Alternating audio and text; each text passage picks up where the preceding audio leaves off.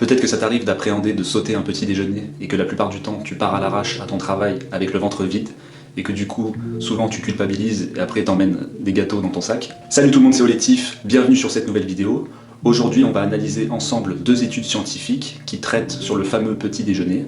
Je me forme en permanence sur la thématique de la nutrition. On va voir ensemble que ces deux études américaines n'ont pas vraiment de sens.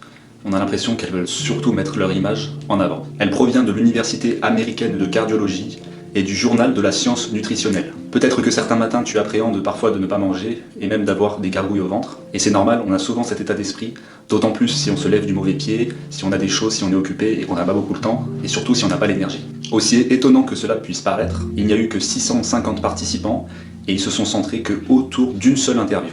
Et ils ont expliqué qu'un certain pourcentage ne prenait pas de petit déjeuner. Par exemple, 5% des participants ne prenaient jamais de petit déjeuner, 10% prenaient rarement leur petit déjeuner, 25% le prenaient parfois, et enfin 50%, 60% même, le prenaient tous les jours. Le problème de cette étude, c'est qu'ils insistaient beaucoup trop sur le message suivant, qui est en fait de ne surtout jamais rater de petit déjeuner, sinon ça pourrait être dangereux, et le fait d'en prendre un tous les jours, tout irait pour le mieux. Alors qu'en fait, on va le voir ensemble, c'est pas tout à fait le cas. Il n'est pas dangereux de rater de temps en temps son petit déjeuner. Et il y a trois états d'esprit différents. Premièrement, il y a le jeûne intermittent. Ensuite, il y a le fait de ne pas prendre son petit déjeuner volontairement. Et aussi, il y a le fait de ne pas le prendre de manière irresponsable lorsqu'on est occupé.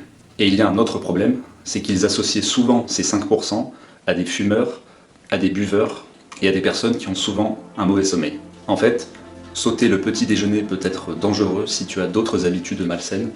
Par exemple, si tu as un mauvais sommeil, étant donné que dans la matinée tu as le ventre vide, tu peux potentiellement te retrouver à surmanger au déjeuner, et là ça peut poser problème. Il faut savoir que notre niveau d'insuline est 60% plus élevé dans la matinée.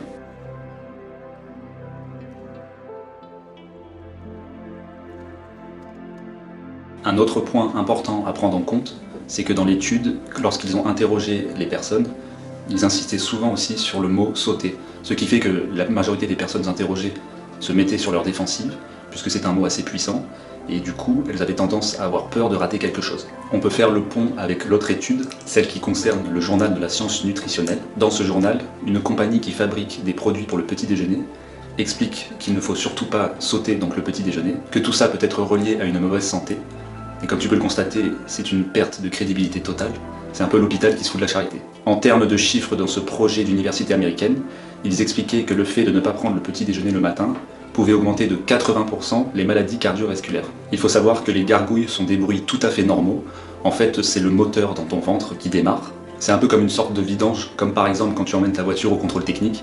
Bah voilà, il va falloir purger l'intérieur et évacuer les parasites. Je t'invite à faire l'exercice suivant, c'est de sauter ton petit déjeuner maximum 2 à 3 fois par semaine, et tu vas observer attentivement ce qu'il se passe. Finalement, il n'est pas grave de sauter un petit déjeuner de temps en temps.